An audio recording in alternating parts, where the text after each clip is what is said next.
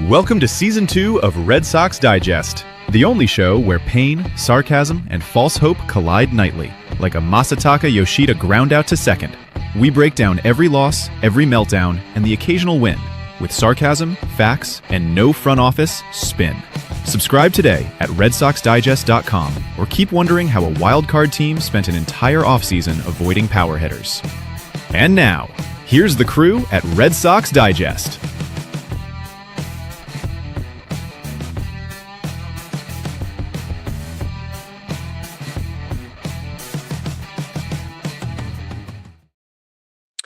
Good evening, sports fans, and welcome to another edition of Red Sox Digest. I am your host tonight, Jim Delfino. And folks, I look like a guy who knew exactly what was coming because I've been telling you all along this team stinks, and sure enough, they go out there and prove me right once again. I don't fall for the one win, the fake rally, and the maybe they figured it out nonsense. I expect garbage, and they deliver it like clockwork. This isn't a team turning a corner. It's a team doing donuts in the same damn parking lot. Joining me tonight is Nick Face, a man who argues with strangers on X like he's filing a class action lawsuit against the Red Sox offense. At this point, Nick doesn't hate losing. He just expects it. It's part of his daily routine. Coffee, Twitter fights, and Red Sox disappointment. And also joining us as well is John Martinello, our analytics guy, who right now is probably building a spreadsheet explaining how scoring one run is actually a small sample size anomaly. John, I don't need a heat map. I need a hit with runners in scoring position. Let's get into it. Your Boston Red Sox just lost 2 out of 3 to the Toronto Blue Jays, and honestly, this is exactly who they are.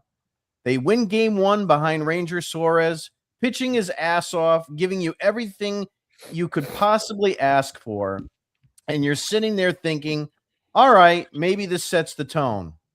Nope, because Game 2 and Game 3 show up, and the offense goes right back into the witness protection program. Game 1, pitching carries them. Game 2, the bats disappear when it matters. Game 3, completely lifeless. No fight, no response, and that's the problem. This team doesn't build off anything. They reset to bat immediately. I mean, look at the at-bats in these losses. This isn't pressure. This is routine failure. Strikeout, weak contact, pop up, rinse and repeat. This isn't a cold streak. This is what they do. You're watching the same thing I am. You see a good start, and you already know it's not enough. You see a runner get on, and you don't even lean forward anymore. You see 2 outs and you mentally check out because you've seen this ending too many times. You don't expect a hit. You don't expect a rally. You expect them to fail. And more often than not, they deliver exactly that. Same team, different faces, new manager, new coaching staff. Same exact result. That's not bad luck. That's organizational failure. Because if you change the voices, if you change the dugout, if you shuffle the coaches, and nothing changes on the field, then what does that tell you? This isn't about one guy. This is baked into the team. Chad Tracy steps in, and fine, give him his shot. But what did we just watch in this series? No adjustments. No situational awareness. No urgency when the game is right there. Ceddanne Rafaela batting cleanup. Just the same offense that vanishes the second it's needed. The offense is the story again. In the series, in the 2 losses, you couldn't move runners. You couldn't execute with 2 outs. You couldn't string together anything that resembled a real inning. Even when they had chances, it felt like they stumbled into them. Like, oh, that worked. Didn't expect that. Meanwhile, Toronto, they didn't have to be special. They just had to let Boston beat itself because that's what this team does best. They get themselves out over and over and over again. And here's the reality. This isn't a blip. This isn't just one series. This is the blueprint. They give you one game. just enough to keep you watching, and then they rip it away with 2 games that look exactly like every other loss. They are inconsistent, they are undisciplined, and right now, they're not a good baseball team. And newsflash, folks, we're not even in May yet. I've said enough. It's time for Nick. It's time for Face the Facts, where excuses get laughed out of the room, your feelings are irrelevant, and your opinion probably doesn't matter. No spin, no cope, just the facts. And now, your esteemed host, Nick Face.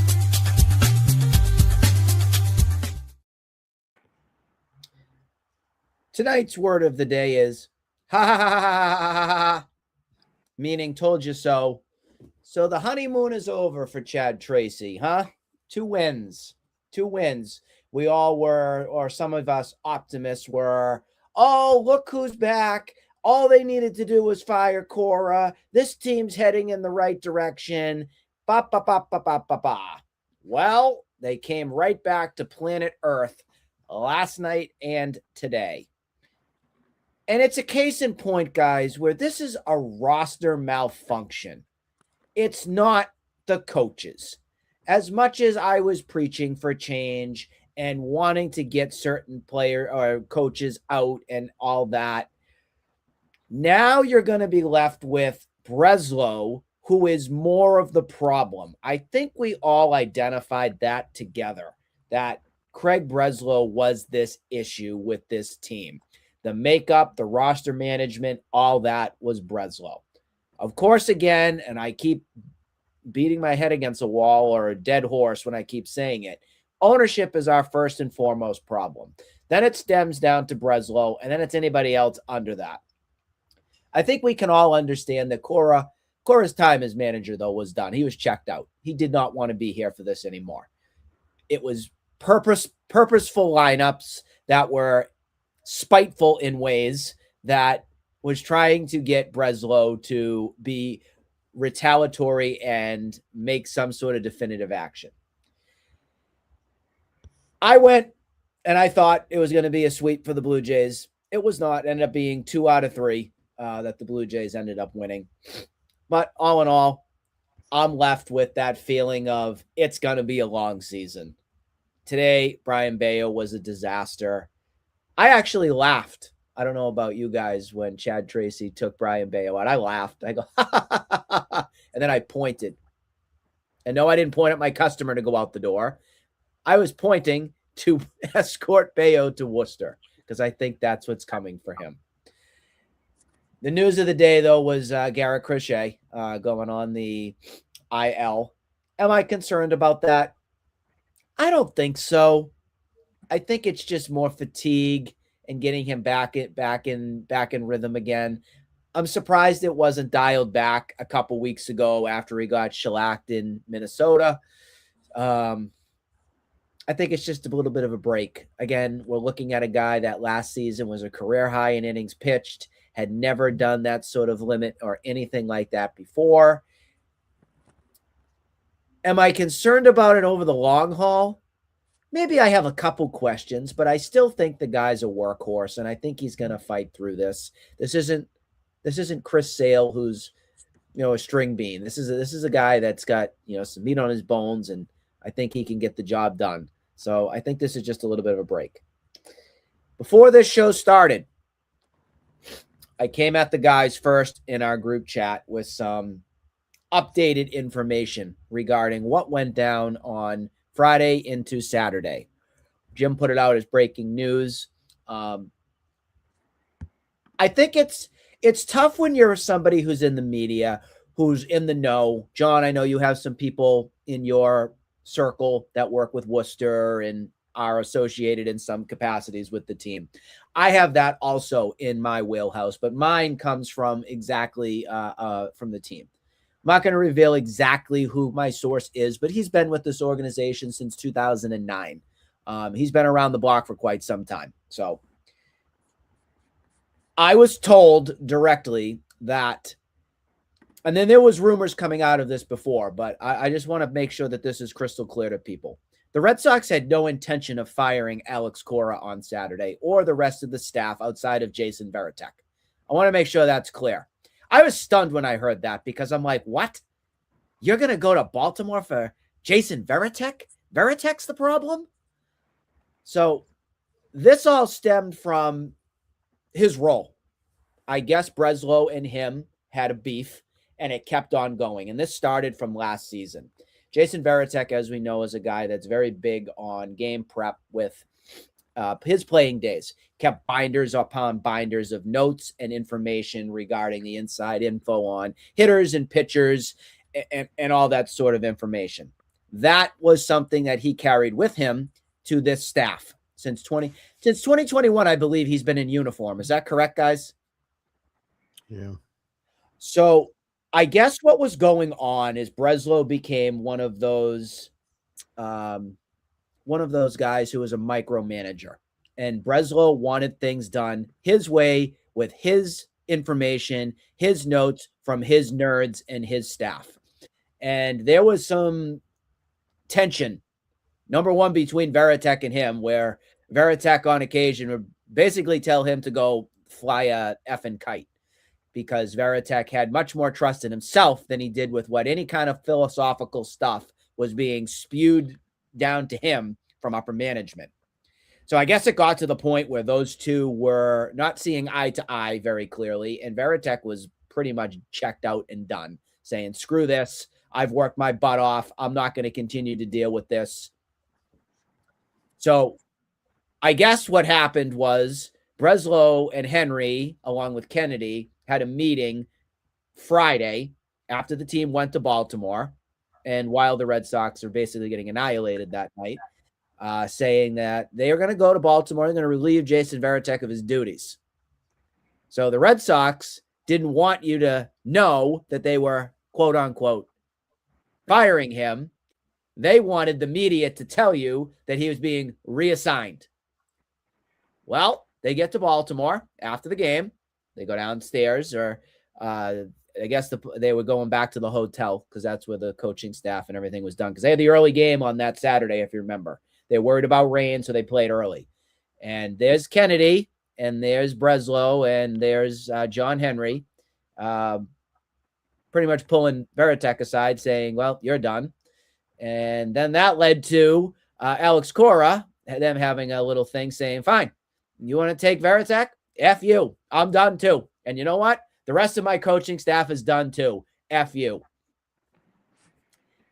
Then the coaches for hire bus comes and takes them all away. What an absolute shit fest. Okay? That's what I'm going to call it. That is absolutely deplorable. I'm going to trust my source because I believe it. I don't think the Red Sox want you to know that came out, but I'll tell you it because I think it is absolutely disgraceful how the whole thing went down. I'm going to open it up to the floor for John. I know you had to do your thing too, but I'd love to talk more about it. Yeah, some really interesting things there. If you haven't been able to check them out, check out Nick Face's X account. His account is Face the Facts 15. Nick's word of the day is brought to you by the Red Sox Rally Starter Kit. Tired of waiting for the offense to show up? So are we. That's why the Red Sox Rally Starter Kit comes with a blindfold, so you don't have to watch runners stranded, a stress ball shaped like a strikeout chart, and a pre-recorded message that just says, maybe next inning on repeat, because nothing says Red Sox baseball like false hope and empty at-bats. Now I want to turn the floor over for the Martinello Minute. And now the part they don't want said out loud. No spreadsheets or corporate spin, just the truth, raw and impatient. This is the Martinello Minute. Yeah, so the Chad Sox movement was nice while it lasted. We got two good games out of it. And it looks like the fellas that we root for are back to sucking. They win game one convincingly, 5-0 behind a really good start from Ranger Suarez, bouncing back really nice from that that first inning against the Yankees. 8 innings, 1 hit, 10 strikeouts. Can't ask for anything more on that front. Sox at that point are on a 3-game winning streak, their first of the year. Their offense is putting up relentless at-bats. And then, behind all of that is just 3 great pitching performances. And I'm not going to lie, they got me. I fell for it again. Listen, it'll happen every time this club wins a series, wins a close game. I'm going to start believing that they're going to turn the page. They're about to go on a run of some sort. I'm a sucker for that. I'm consistently over the past 5 years now, I'm getting roped into it, believing in the Red Sox. It's nothing new, since that legacy run that they had in 21. No matter what the roster looks like, I'm always going to think that they could flick the switch and start stacking wins. So, it is what it is. On that point, I'm always going to believe in them, even though, sometimes I say I don't, but I will. Game 2, the Red Sox had opportunities against Savage. He had no command of his splitter for the first 3 or 4 innings, and he wasn't even bothering throwing his slider. So, Red Sox were seeing straight fastballs in the zone, and these guys still just couldn't figure it out. The box score will say that Savage struck out 3 over 5 1/3, but realistically, he might as well have struck out all 16 batters in the 16 outs that he got, because they just did nothing with it. That bothered me a lot, which obviously it should. But Peyton Tolley on the other side, he wasn't even bad, even though people are all over my mentions in Twitter saying that his outing was comparable to a Greg Weissert appearance. The guy had 12 days off ahead of the Yankee start. He threw the most pitches he's thrown all year, and then he got 4 days rest before this game yesterday. This is a guy that we know who works off adrenaline. So I'm not sure why people are surprised that the wheels fell off him when they did. People are saying, oh, his velo's down, he doesn't have command. Again, 12 days off, called up to the big leagues, pitch against the Yankees in a sold-out Fenway Park, and then only 4 days of rest before your next start. No shit, he wasn't going to have it. Tolley could have thrown for 7 innings. He could have been as good as he was in Yankee Stadium. But guess what? When the offense doesn't show up, you're not going to win that game anyways, and that's exactly what happened. And then today, offense on paper, if you're just looking at the box scores, at least hitting wise, they look competent. They had 9 hits. That's great and all, but 9 hits means nothing when there's a whole roster, or all 9 guys in the lineup are incapable of moving runners around once they're on the bases. Bayo, of course, didn't help his case, or the case for the Red Sox. Instead, he threw another temper tantrum on the mound when Chad Tracy came to take him out, and then he continues it into the dugout. And I know he talked about it post-game. I was frustrated. He wants to be good. Obviously, when the same shit happens over and over and over again, year after year after year, eventually it gets old. He's 26 years old, about to be 27. Eventually, you just have to turn into a Major League Baseball player and just eat it when shit doesn't go your way. So, to put a bow on my minute, or how Nick says it, an hour, Craig Breslow, fire whoever the hell else you want, because it's going to be a miracle if you even make it to the trade deadline this year. The clock's ticking on you, buddy. And John Henry and FSG, I know that they don't care about the Red Sox, but they do care about their image. So when this team finishes with 70 wins, it's going to be Breslow's ass out the door, again, even if he makes it that far.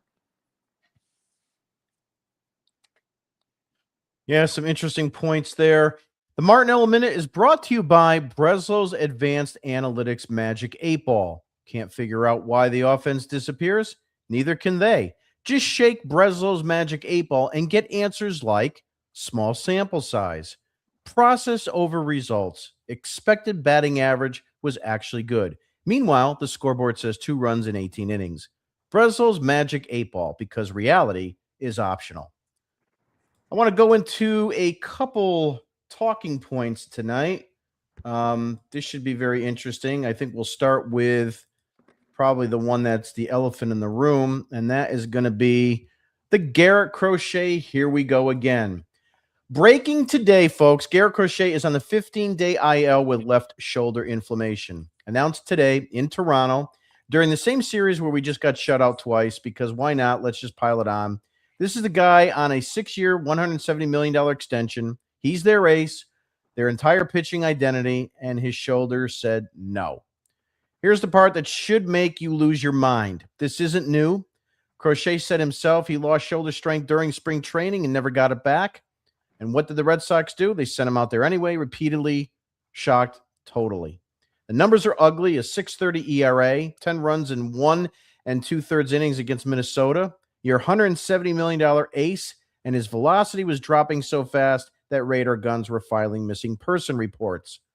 The rotation behind him, okay, it's fine. Gray is on the IL, Crawford IL, Sandoval IL, of Oviedo IL.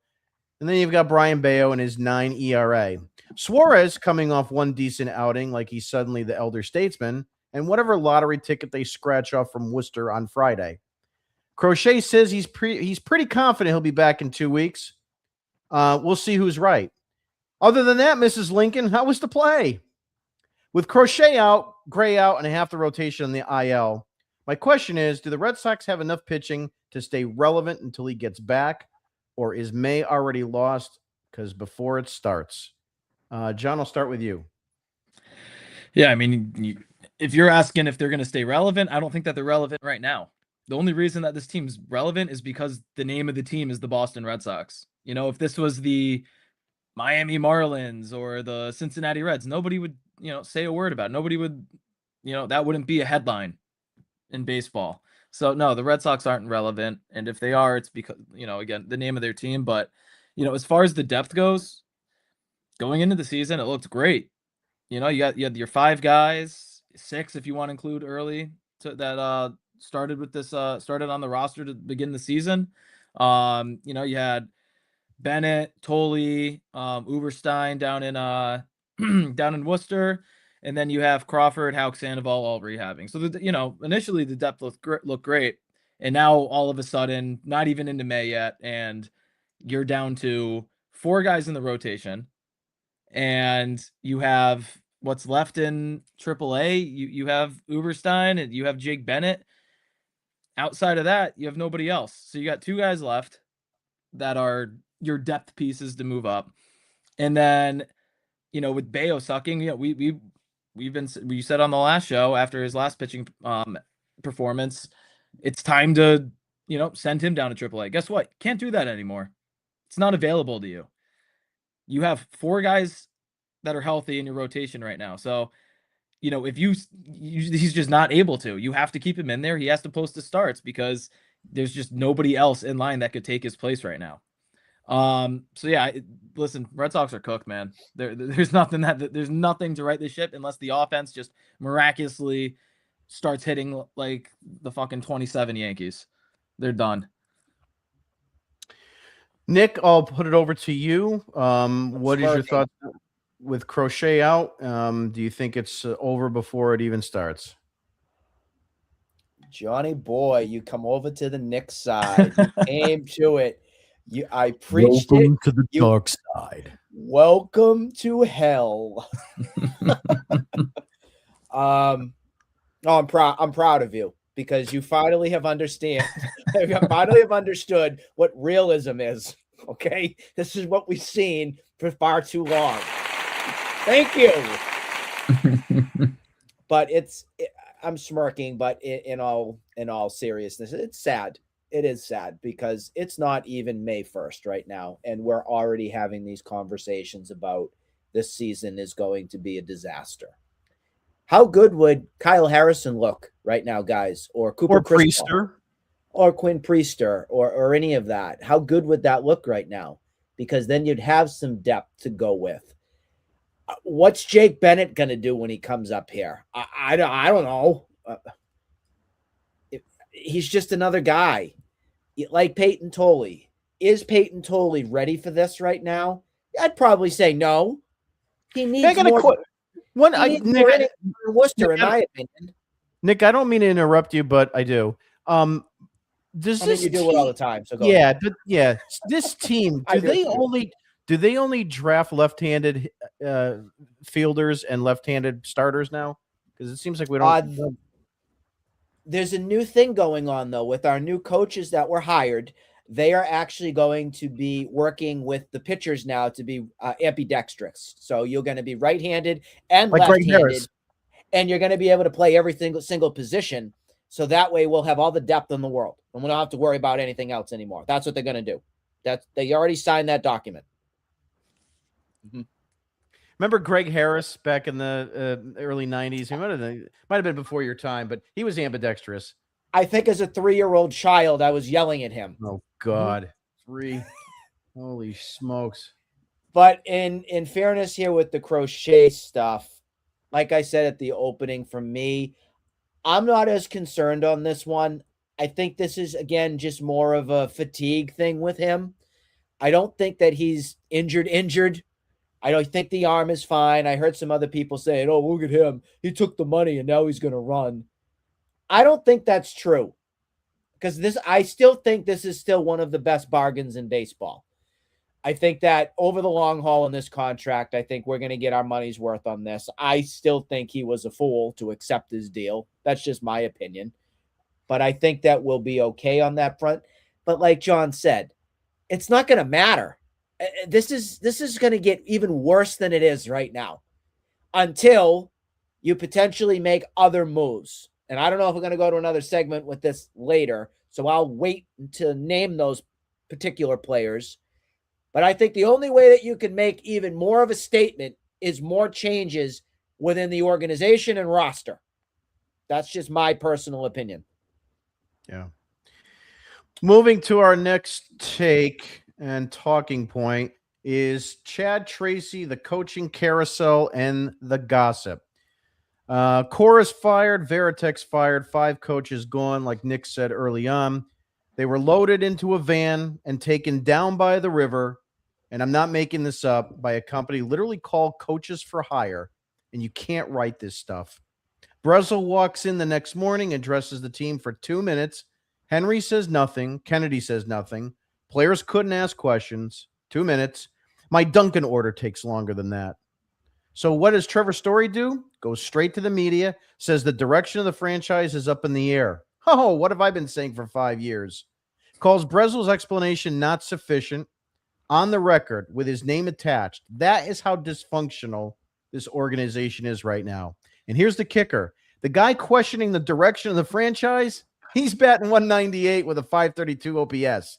So maybe, Trevor, maybe you should march into Breslow's office demanding answers. Look in the mirror first.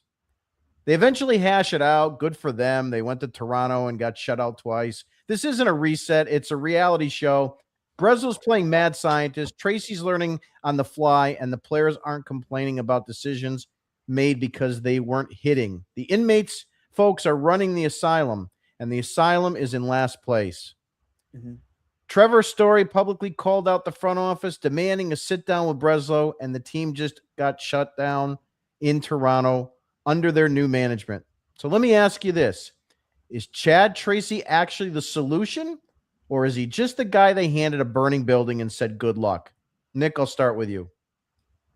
Here comes that classic smirk of me again. It's there. It's there. When I was a kid, I think this movie came out when I was 12 or 13, 2002 or 2003. It's called Daddy Daycare with Eddie Murphy. You guys ever see that? It's an old one. That's what this is. This is Daddy Daycare. Daddy is home taking care of his 18 children that he's managed in the minor leagues, and his 7 or 8 other major leaguers want to be sent to their room by Daddy, basically. Okay? And that's your Trevor Stories, your Jaron Durans, your problem children. I think there was a movie called The Problem Child. Was that with John Ritter? But I think I was a kid. There was another one too. So sorry to reference and date myself on age in here from everything, but that's what this is. He's a babysitter. That's all this is. I think that Chad Tracy's a great guy. I think that he's a very talented individual with what he's done in Worcester. But the Red Sox hired him because he has a relationship with these children. The children are misbehaving, and they don't know how to play baseball in major leagues. So they need Chad Tracy, a.k.a. Daddy, to train them. And I don't think Daddy has enough parental supervision.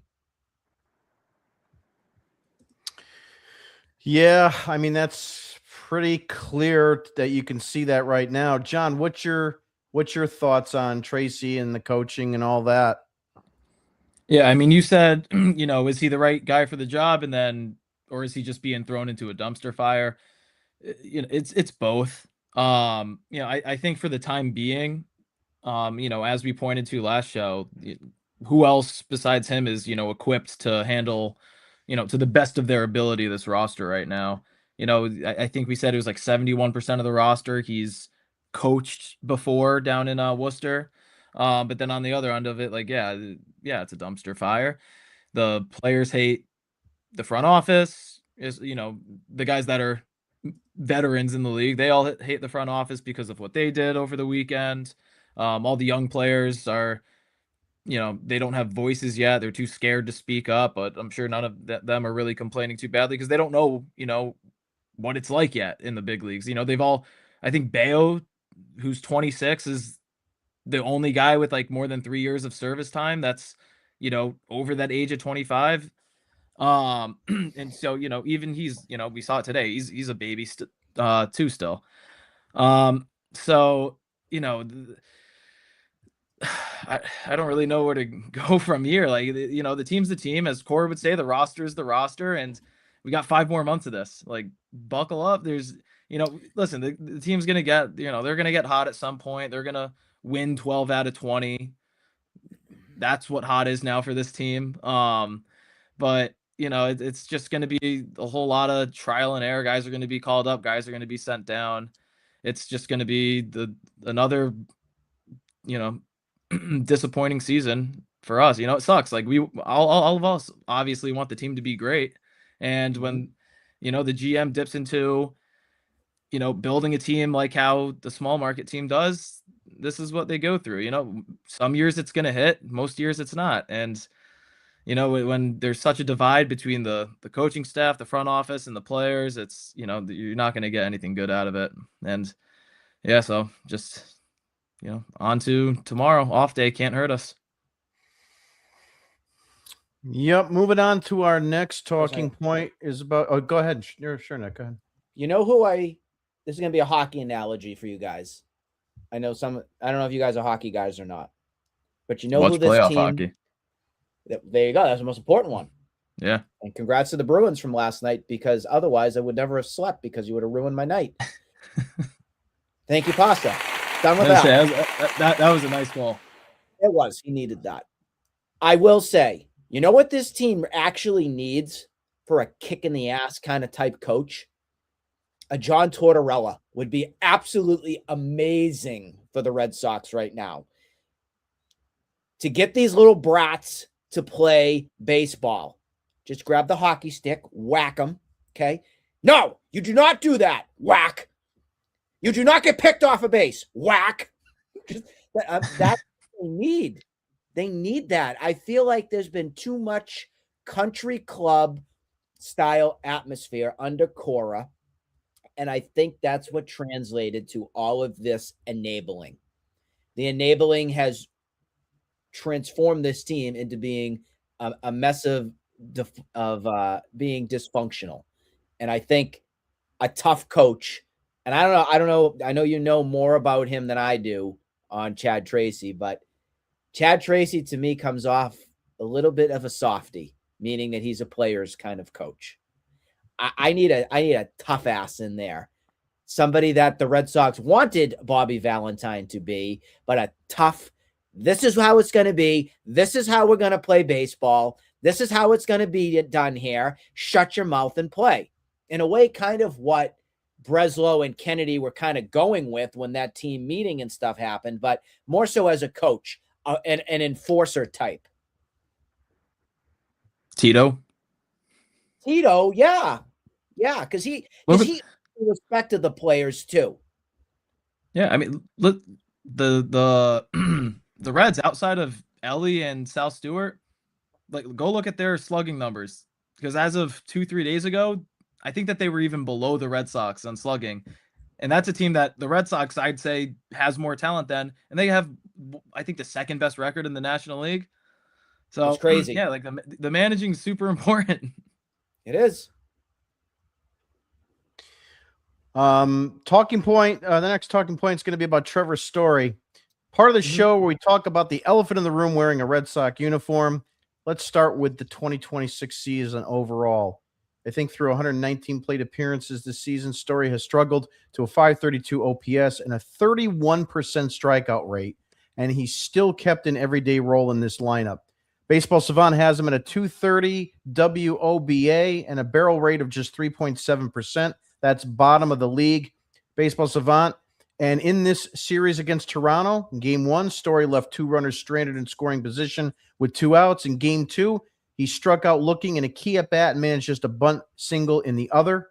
Coming into the series final today, Story hitting 9 for 25 lifetime against the starter. So the numbers are there against him historically, but the question is whether this version of Trevor Story can actually capitalize. Here's the reality check. The guy is signed through 2027 on a 6-year, $140 million deal, and right now he's giving you a 532 OPS with a 31% strikeout. My question is, at what point do the Red Sox stop waiting for Trevor Story to turn it around and start admitting that this is who he is now? Nick, I'll start with you. Right now. Right effing now.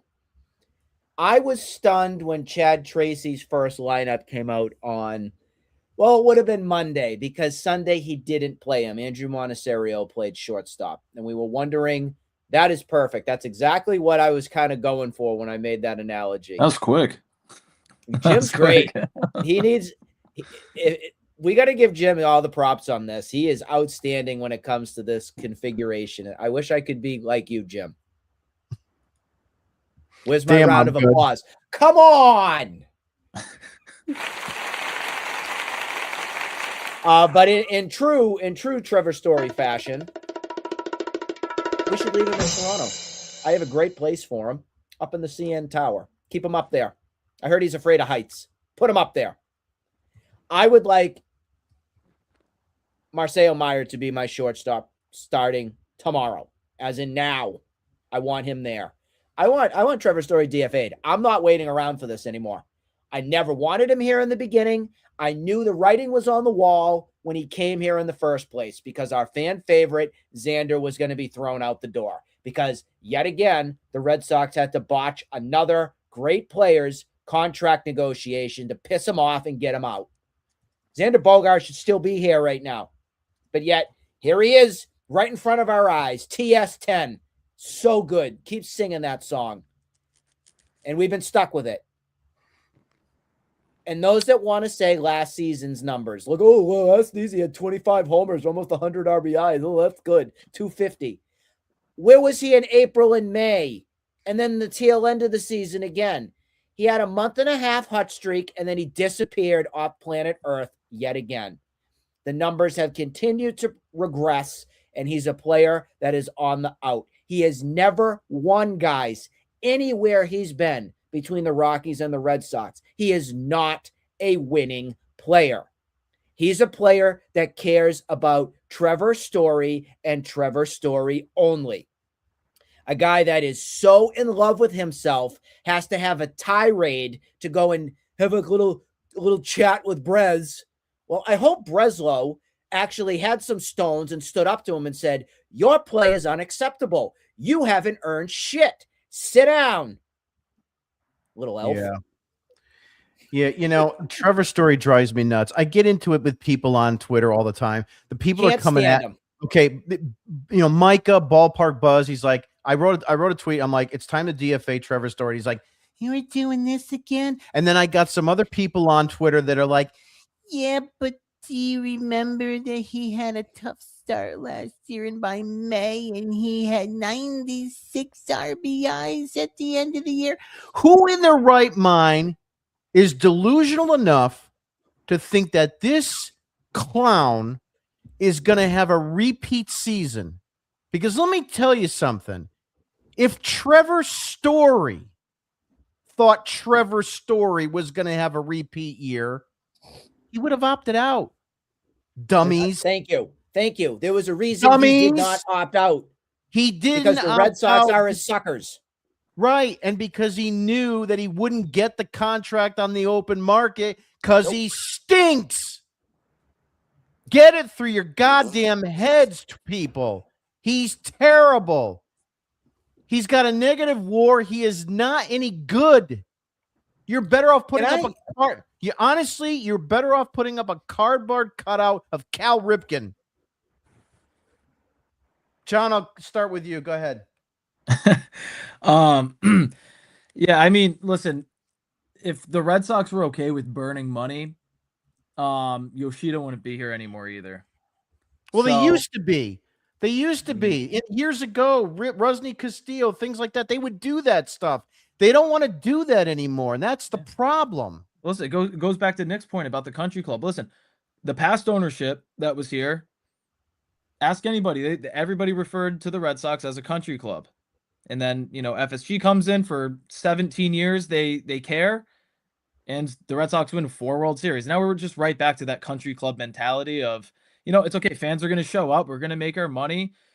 We'll squeak into the wild card because there's extra spots there now. And, since those spots have been available, those teams seem to go on runs. But, back to Trevor's story. I wouldn't DFA him. We saw last year how long of a leash he got. This year, though, I would entertain just throw him into the DH spot. See if that gets him, only focus on hitting. Maybe that gets his bat going a little bit. But again, Marcelo Meyer is going to be the shortstop of the team for the next 5+ years. So why are we still waiting on him just going there? Just throw him there. Why not? You could have Monasterio play second base. We could have him in the lineup too. There's no reason why he's been putting up at bats. Yeah, there's no reason why to just do it. Yeah. Stop being. They disagreed with me and me saying that the Red Sox were finally proactive on all the firings, which depending on what points you want to bring up, just stop. Move Trevor Story to DH. Let him figure it out there. And if he can't figure it out, guess what? We're not playing baseball next year. All right. So you're not going to pay those guys next year anyway. Is that how it works? They don't get paid if there's no baseball played? I'm not sure. Maybe they do. But regardless, you're not playing baseball next year. So this is the last year we're going to see Trevor Story anyways. So just get rid of him. And if they don't play next year, and they do have to pay him, guess what? There's no baseball being played. So that money's being wasted anyways. So listen, move him to DH. If he could perform there, great. Then maybe he could go back to, second base. But him playing a terrible shortstop, negative 2 outs above average. His arm strength is 23rd percentile in the league. He's terrible. Just get him to DH. If he could figure it out, great. If not, then, see you later, dude. John, I don't even want him to DH. I'd rather have Yoshida DH. Yeah, but at least the guy can make contact. At least he can freaking make contact. That's the Trevor only Story's third percentile in the 31 league in chase percent. It's 31% strikeout rate. This is ridiculous. I call him the whiff queen. He's the whiff queen. It's Princess Trevi. Yeah, but he had 96 RBI. Princess Trevi to the rescue. Here he comes. Princess Trevi, everybody. I can't believe the other thing I want to mention. It's very important we discussed before we wrap this. Trevor Story is one of the quote unquote leaders of this team. Leaders. Does that tell you something? A massive problem, folks. That should tell you right then and there. Story has no business being the leader of this shitbox. Okay? That is one of the reasons your team is in turmoil, because of this clown. Get him the F out of here.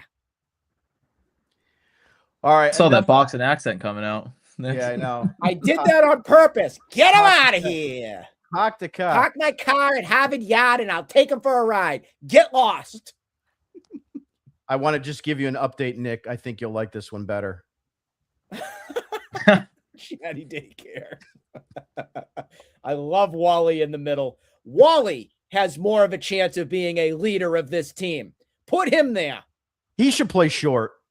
Absolutely. He's got big hands. He could do it. Yeah. Absolutely. That's funny shit right there. Come on, you gotta. That's great. I have it on my It is Twitter great. handle. Damn, I'm good, man. And I The get a chatty movie poster daycare. of that. I need a movie poster. You I'll, need to I'll, sign send, it. I'll Sign send it it. to you. Yep, I'll Yeah, send it I'll to you put it in after my the show. stores, and then you'll get all the residuals from all the people that love you. Last talking point for tonight before we move on to other things is I hope I'm not the only one, but we're done with Brian Bayo.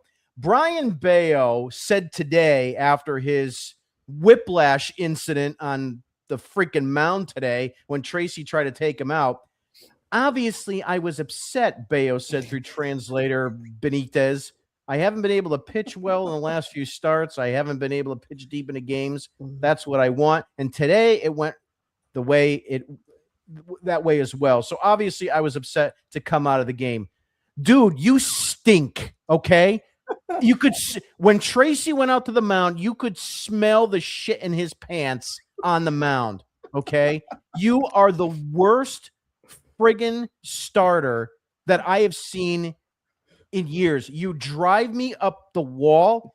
I would take Clay Buchholz 7 days a week and twice on Sunday over you. Whatever Pedro was doing for you in the Dominican did not work. You suck, whether you have dreadlocks or not, brown hair, green hair, I don't care hair. You suck. John, go ahead. You said anybody. You're taking last year's Houck over him? I'll take Houck left-handed. Okay? This guy is bullcrap. Okay? His whip is 224. Do you understand what that really means? That means, folks, that anybody that's watching, he puts 2.5 runners on an inning. Automatically. That's good. Automatically. It's like Dice K loading the fucking bases and getting his way out of it. That's the thing. He got out of it. Bayo can't get out of it. Pedro told him to do that, Jim. That's the secret. Almost 2.5 runs, folks. He's almost getting bases drunk when he comes in for the inning. Maybe he is drunk out there. That might explain things. Right. You talk about the ghost runner in the 10th inning. Well, when Brian Bayo comes out, 2 ghost runners are on to start the inning. That's the analogy, folks. I also think it's hilarious that he did his hair today, like how Pedro used to have it. You look like Carrot Pedro Top. told him. He needed the clown nose. It would have been perfect. They could have just put the circus right at the Rogers Center. Seriously, I'd rather watch Nate Eaton pitch. They would. Nate Eaton's got a firm sinker. It's better than Bayo's. I thought that's what they were bringing him up for. He might be pitching Friday. You just took $60 million and just shoved it right down the toilet with this clown. They use that as toilet paper. It's called Bayo paper. Look, they use the ones well. You know, people tend to get better into their young 20s, mid 20s. This guy, who's getting better on this team? Seriously, look at the 2026 Red Sox. Who has excelled from last year to this year and taken the next leap? Not one friggin' clown on this team. I'm telling you, if I'm Wilson Contreras, I ask to be traded. That guy's on pace for 37 home runs. We were worried about him hitting 20. He might hit 20 by May, the end of May. The way this is going, he's the only guy on there that you can actually sit and watch an at bat and say he might do something. Everybody else, I mean, at this point, put Bayo at third and have Durbin pitch. Well, I mean, I might as well change something around. Hate this freaking clown. Question. All right. Yeah. A question, though. Do you guys think that Bayo actually is going to be going to Worcester and getting demoted? Who cares? No, he can't. Everybody else is hurt. All right. Before you answer that, we got a maybe No, Nick, hold on a minute. We got a new segment. I want to introduce. Goody. Yeah. I want to introduce you to Piece of Take. Num num. So I said today in our chat, I said I have a conspiracy theory take. We'll call it Piece of Take. Maybe Crochet isn't badly hurt, but they want to give him a couple turns off, especially since this team sucks. They wanted Bayo to start today to see if they were going to demote him or not. Then they can bring up that other kid, Bennett, to take Crochet's turn in the rotation. By the time Bayo comes back around again, they could have Gray back. I'll ask 30 seconds. I'll ask your thoughts on that, John. Listen, just because, like, as far as Crochet goes, I really do hope that, that's right. That, even if, the fatigue, whatever you want to call it, I just hope that Crochet, this doesn't go longer than the 15 days. So hopefully you're right on that front, and that it's just, giving him time, to just recover a little bit, because I'm sure it is just fatigue. And, maybe that plays into what the arm angle was, how that dropped 4 or 5 degrees. Maybe that is just him being tired. But, now that you take him out, like, again, Bayo can't go anywhere. There's nowhere you can't take him out. You have 4 guys in the rotation as is, and you have one guy. I have a great place for him. I mean, there's good places for him to go, but you can't do it right now. He's gonna make his next 2 starts, whether you like it or not. So we're gonna have to deal with it, and then maybe once Crochet's back, Sonny Gray's back, then you could make the adjustments that need to be made with him, or the change of scenery. Nick, your thoughts? That cake looks delicious. Can I have a piece? My take is that I actually agree with you. I think that this is all a let's get you mentally right. Let's fix some things and look at video and get your angle right and just take 2 starts off and get right back in. What I did like is that Crochet already came out and said, this is going to be no longer than 15 days. I'm going to get the ball. I'm going right back out there. That is the other reason why I'm not feeling this is super serious. This is just a reset for him to get him back into a nice rhythm. Well, I wrote that comment or that take at 5:43, and the reason why is because it was after, we saw that discussion with Crochet before the game, and that's what kind of like, rang the bell for me. And I said, maybe this is it. John, really quick. Just came across this tweet. Worst ERA through the first 6 starts of a single season in Red Sox history. Number 1, Alan Webster, 9.57 ERA. Number 2, Brian Bayo, 9.12 ERA. That's in Red Sox history. That goes back to the 1800s. Why do we keep breaking records with crap every time you turn around? Yeah, I mean, what was it last? You had the Crochet in Minnesota last year. It was Tanner Houck doing. I think he was like the first Red Sox pitcher ever with like back-to-back 8+ runs. But at least his arm just blew up. Like, okay, Brian Bayo's just getting in Brian Bayo's way. Moving right along. We're gonna go into pitching probables. And so what we have for the next series, like it even friggin' matters. We have the Houston Astros coming into town to cheat. Too bad Alex Cora is not around. Friday, May 1st. So we don't have a game tomorrow. Friday, May 1st at 7:10 p.m. against Houston. We still don't have a starter for this game. We believe it might be Jake Bennett, but we're not quite sure yet. But I think it's pretty clear. Against Burrows on Saturday, 4:10 p.m. start. Connolly early against Arrighetti, and then Sunday, May 3rd at 1:30 is Ranger Suarez, and there is no probable yet for the Houston Astros. John, I'm going to start with you. 60 seconds. What do you think is going to happen? What's your predictions for this series? So Jake Bennett's going to get the ball on Friday. That's my assumption. Your opponent's Mike Burrows, who, if I remember correctly, didn't shove it up the Red Sox ass when they were in Houston, but I think it was like 2 runs over 6 innings, which is a quality start, what you look for every time you go out there. I'll make this quick. Red Sox are going to sweep, and I'm just going to keep on saying that until they do sweep. So Red Sox sweep.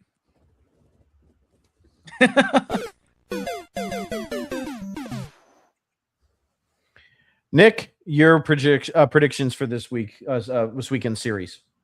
Where the hell am I right now? Did I just hear a sweep? You have entered the twilight zone, the delusional zone. Let me look. Let me put It's my more of a eyes gag into my at this light point for a than second. anything. Okay. Boy, John. Just rolling with Oof. it until they got to sweep somebody at some point. I think you need some pom-poms and the cheerleader and the whole get up and just go hang out with Wally for the night. Anyways.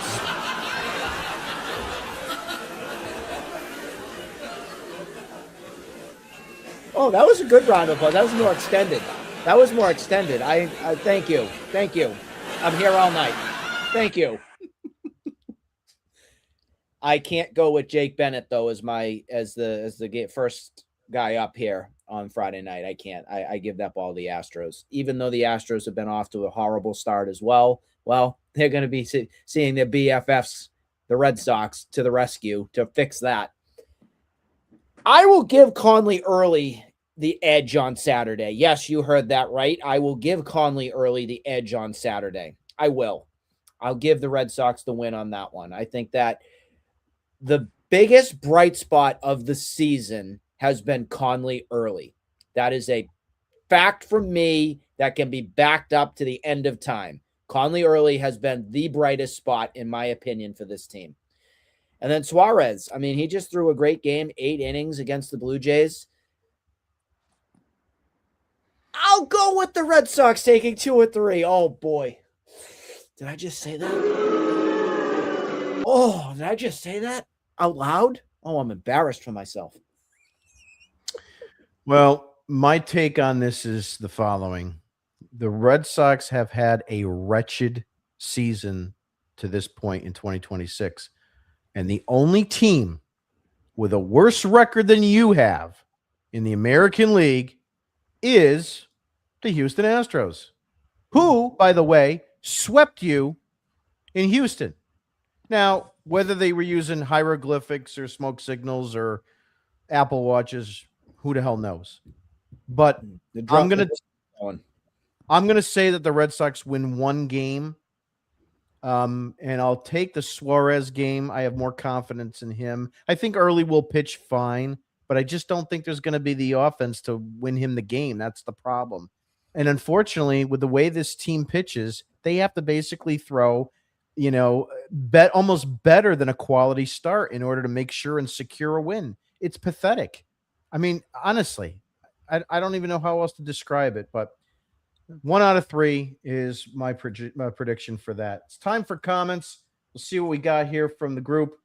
While Jim's doing that, I just want to say to our audience out there, this audience tonight is tremendous. We're almost at 400 viewers here tonight. We appreciate you watching. We hope you enjoy it, but this is a wonderful thing to see. So I thank you if you are watching. Yep. Michael says the roster is the roster. It certainly is. And again, you need a fall guy. Cora's your fall guy. Breslow's the one that put this together. Betty says, I made it. There is no saving this team. Instead, fire all the coaches instead of Breslow and the Butcher. Since kicking Raffy out of town, no hitting, and Bregman gone too because of why. I don't know. Bregman seemed like he was the best players manager on that squad and helped everybody out. And now you're seeing people that can't hit. So you kind of wonder what kind of influence Bregman really did have. Michael says they couldn't even steal a series against an injured Blue Jays team. No, I mean, George Springer, who owns the Red Sox, owns them, wasn't even playing, and they couldn't win 2 out of 3. Just better than you says, get Duran the F out. Guy is so bad. YouTube highlights. Skip is at bats, 162 average with 1 home run. He's terrible. Oh, that's good. That was a good one. Yep. Skip his at bats. I think maybe Duran needs a DH. Why don't we do that? They made Betty says they made Toronto healthy. Just better says loaded bases, 1 out, surely a fly out minimum, right? Wrong with the skull. Here comes the Red Sox whisperer. Let's see. Just better says I'm sure a lot of their talk is AI or Chat GPT. I don't know if he means us or the Red Sox because they're the ones that sound like they're a bunch of robots over there. Pasha says Butcher Breslow. Mike says I agree with firing Cora, but the roster is awful. No, he had to go, and so did these guys. Pete Fatsy, and I mean, I was even getting tired of Veritek too. I got to be honest. Everybody said they wanted him as the next manager, but It's getting old. They got to kind of move on from 04. It's really what they got to do. Worse than the 09 team. This is one of the worst teams in the history of the franchise. I mean, The 2020 team's running laps around this squad right now. Well, the 2020 team actually had superstars. You still had JD Martinez. You still had Xander Bogaerts. You still had. And if JD was allowed to use his iPad in the dugout during 2020, he would have had another 330 average season. Yeah. So the point being is that this team does not have superstars. I mean, Abreu is not a superstar. He's okay, but he's not a superstar. Wilson Contreras is a good player, but he's not a superstar. So there's a big difference there. Just Better says, who doesn't watching this lineup? Absolutely. Betty says, Nick, I called it, but I think his injury is more than they say. I don't know. That's in regards to Crochet. Again, if this was worse, I look at always player reaction and to see what they have to say. I truly believe Crochet when he says that he will be back in 2 weeks. I do too. I think he's honest. I don't think he doesn't bullshit you. No. Yeah.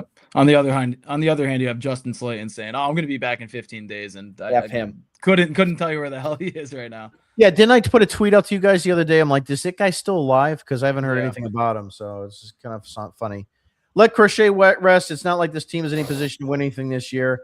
It's kind of case in point almost, Mike, because it's like, I mean, do you want? I mean, not that we want to give up on the year, but at the same time, it's like, what are you doing? What are we playing for? Maybe we should. Mediocrity, nepotism. Meanwhile, Oakland leads their division. That's pretty funny. I think that's cute. Yep. Betty says, John, you knew more. You never knew the Joe Morgan time. Yeah, nope. I remember. Yep, Joe Morgan.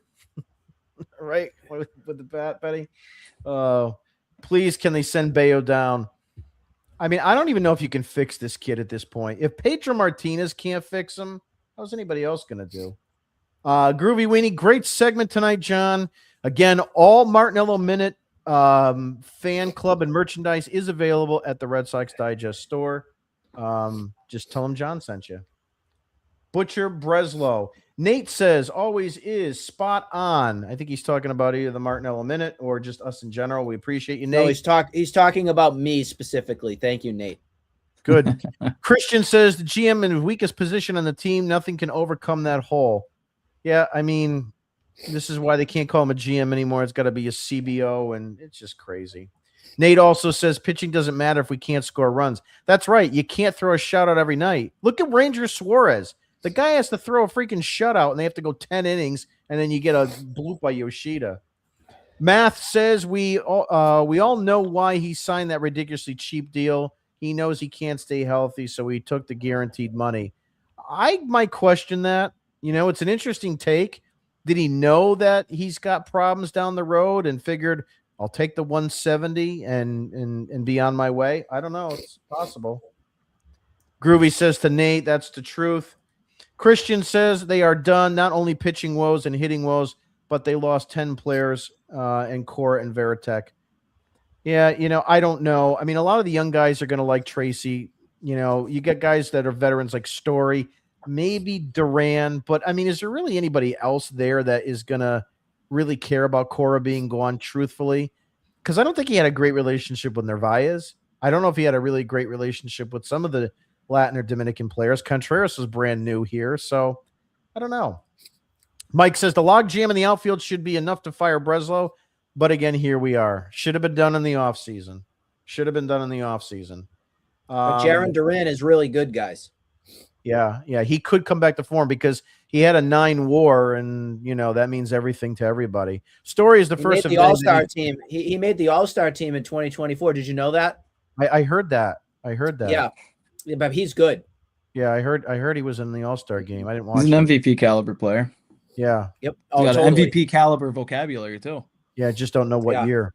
Story's the first of many that needs to go. I can't stand him. I can't stand Weiser. I have a list of people that I can't stand. Kelly, I can't stand any of these guys. And Betty says, and Bogey would have signed for his money, but the idiot Bloom gave it to Injured Story. That was the biggest disgrace. They could have had Bogarts signed during the season. He would have never reached free agency and would have never been lured over to San Diego. Yeah, But he wanted. Bogarts wanted one. The Red Sox and him were talking. 160, right? Yeah, it was somewhere between 160 and 180. Right. In the spring training of Yeah. what was And he that, got- he got 22 or overwhelmed. 23. Yeah. And he got And the over. Red Sox wouldn't give it to him, and and granted, like they pretty much during the offseason had him ready to sign back, and then the Padres obviously with their half dead corpse owner was just like, oh, here's fucking what 270 over 11. So, and that was right when all the shortstops were getting all the money in the world. So, I mean, listen, like They could have if they did the right thing, they would have gotten them in spring training. They could have had Bogarts and Raffy for the amount that they gave Raffy. Yeah. Betty says he's going to be traded. I think she's talking about Duran. 23 hits, 40K. I'm not sure who he's talking about. Is that Trevor Story or Story Duran? or Duran? It's one of the two. Yeah, I mean he's got to be. They both right suck, Jonah. We don't like them, Jonah. So I hope you understand that. Mike says, I would rather they pay him to play bench. He's got to be talking about Story, I think. Well, he did that for 3 years. Yeah. He's already done it. Removing someone the players he like said to it, improve Story. the team. He just said it, Story. Okay. Yeah. Well, okay. Story can. Jonah says, it's still April, right? Don't remind me. Oh, don't go there. You're going to get banned. You're going to get banned. Don't even start. Don't give me it. Don't I will remind hit me. the ban button. I will Don't ban you remind and me. block you on X. It's insulting to Pedro. Mike, absolutely. I mean, did his work go for nothing? I don't know. Jonah says, I guess Anthony will 200 for the rest of the year. He could. I'm going under. I know he's being sarcastic, but Oh, It could shut up, happen. John. It's gonna. it could happen. The Yankees only have 3 hitters over 750 OPS. What position are they in the standings? The Red Sox only have 2 hitters over 750 OPS. It's terrible. Cora to the Mets. I don't know about that. I don't know. Not this year. I think he wants the year off, and he'll Yeah. see what's available next year. Why would he want to go into the cesspool of the Mets or the Phillies right now? Think about it. Yeah. What normal human being would want that? Give But him he his has- time. He can He's going spend. to go to the Phillies next season. Look, here's the bottom line. He's got $14 million coming from the Red Sox guaranteed. If any of you listening were getting $14 million to sit home and drink beer all day long, you'd do that too. He has no reason to have to make a decision this quick and that fast, no matter what the money is. So he's going to sit out the rest of the year. Good for him. And he'll reassess over the offseason and what kind of deal and what's available. He might He'll find probably get 10 to 12 million a year to go and manage the Phillies. If he not will, more. but maybe it won't be the Phillies. Maybe it could be the Yankees. Who the hell knows? I mean, nothing is, That's what I'm scared of. I rule out nothing. Matt, a listener and watcher, he says, I did say 1 of 3. I think he's talking about the Toronto series. Good for you, Matt. You got it right. I stupidly thought the Red Sox would win 2 out of 3. I don't know why I went that way. Nothing like a Fenway dog. Yeah, but Fenway they're dog. Haven't but heard they're that one before. yeah, Fenway Frank, but Just they're like think about it. When you're biting into that dog, you can think of John Henry. yeah, but Choke on I'm it. not going to do that while I'm eating a hot dog, Nick. they're like $13 a Go hot lick an dog. ice cream cone, you and Linda. Matt says, can Bayo grow up and get through 5 innings for once? The answer is no. 5? The answer is no. Let's get the 4. How Matt about says- 1? Free Mike Vrabel. I do feel bad for Mike Vrabel. I Yeah, actually have a heart on that. This is a Red Sox show. We might want to do a football in the fall. We'll talk about that. I dabble in a lot of things. Yeah, we might do a football. We'll have to come up with a name for that. And I mean John, sports, you sickos out there. Matt says, John, they ain't gonna sweep anyone all year. With all due respect, Listen, play Wait, back the footage. listen, I did John- not specify who's sweeping the series. I just said it's going to be a sweep. All right. All right. Play So it if you want to get technical, he also didn't say it was this series. He just said That's a true, too. sweep. Yep. So, you got to watch the way you frame stuff this day and age. I'm confused though. Is Vrabel under arrest? We'll find out and let you know. Maybe by his wife. Yeah. Yes. Diana by Rossini TMZ. got him, so he isn't free. It kind of it depends on. Yeah, on we're your obsessed. ankle. We're getting a little obsessive here, folks. Like, Yeah, the Red Sox pitcher on Friday is perfect. I haven't heard. Do you guys know any stats on perfect? I haven't read what perfect has done. If I'm reading he's this pitch correctly, he perfect. got a 0 ERA so far. Yeah. Pitch perfect. He has. Do we get perfect for cash considerations? Because he's got really a down lot up. of Christmas, Jim. He's got a lot of Christmas on that ball. But That's a we'll classic see. John Farrell saying. If you don't remember that one, remember that when he said that. Well, I remember Guys Kurt got a lot Hennig. of Christmas coming up. If you guys watch the WWF, you might remember Kurt Hennig was Mr. Perfect. So maybe that's what he's referring to. Jake Bennett is listed as the likely starter to make his MLB debut for Boston. I don't know if I've seen that actually. Is that it's just a rumor Tracy at this did- point. Just a rumor say still, that right? It's likely going to be him. Yeah, he did it's not say it's likely him. So Yeah, it's not official yet. Matt says you should read the chats in the middle of the show too. It'd be a good breakup. Yeah, we'll consider it. Yeah, maybe we should do a half and half, something like that. This way, here some of them will make a little bit more sense for you guys. So we'll definitely take down our advisement. No Barger either for the Jays. Oakland is only half game up. They have a run differential -11. Kind of crazy, but that division out there is really like weird anyway. Yeah. Story is an albatross. However, you can't cut him. You can't trade him. Sure, you can. You can cut what are him. you talking about? You can cut him. I'll I give mean, him the heave-ho right now. See you later. yeah, no one's gonna pick him up anyway. I mean, it's it's just what it is. You just got rid of Alex Cora, and what was left on his deal? Almost 20 mil. Yeah, they at They least can minimum be done. 14. Yeah. Yeah. The Red Sox will do what the Red Sox want to do. Is Matthew referring to Dirt Dogs? Not quite sure. I used to love that website. Do you remember that website? Oh, Boston yeah. Red Dogs? That was such a good blog. They did such a Son- good job. Sons of Sam Horn. Remember that one? Yep, that was a great one. You get the little chat rooms and everything right there. That was great. Yep, that was a good one as well. Last but not least is our star of the game showing. Every time that we are live, we will have this graphic on my Twitter handle. And what you do in order to enter is just go ahead and comment with who you think your star of the game is going to be for that game. And we will tally up the points at the end of the year. You win a $100 MLB shop gift card. John, are you asleep? I don't know what I did here. Oh, okay. I thought you were sleeping. No, I don't know what the hell happened. My screen's gone. I wait a thought minute. he was actually doing something because somebody just said, who was the best ball player in the prime out of the three of us? So There we that go, really man. kind of got me. That kind of really got me going right there. Yeah, it's definitely not me. In any event, who's your star I'll of give the it to you, game? John. Nick, who's your star of the game for tonight? Oh, definitely Brian Bayo. I was so happy with how he threw. come It's on, just come on. outstanding. It was great. All right, John, who's your star of the game? Let me go, Take it, John, and Nick. then come back to me. All right, it's Vlad Jr. Yeah, 3 for 3 today. He's hitting 350 this year. Guy's an animal. He's not hitting home runs yet. Once he does start hitting home runs, he's going to be top 3 MVP voting. He's an animal, and he great should have one. been here. Could have been here, but the Should've. Blue Jays I have a did great the right one. thing and gave him the extension. Ah, All right, Nick, screw go ahead. Vladdy. The star of today was Hazel May, guys.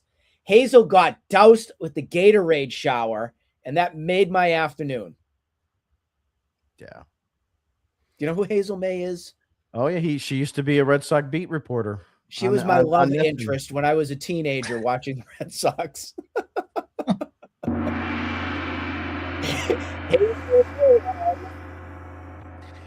She well, actually, she did get around with some of the players on the team. Yes. That's gonna do it for this episode. Speaking of Red Vrabel, Sox I Digest. mean, we were talking about Vrabel and Diana Rossini, so I just had to put my 2 cents in. I want that button to hit 400 before we wrap. We cannot wrap until we hit 400. 400. One more person.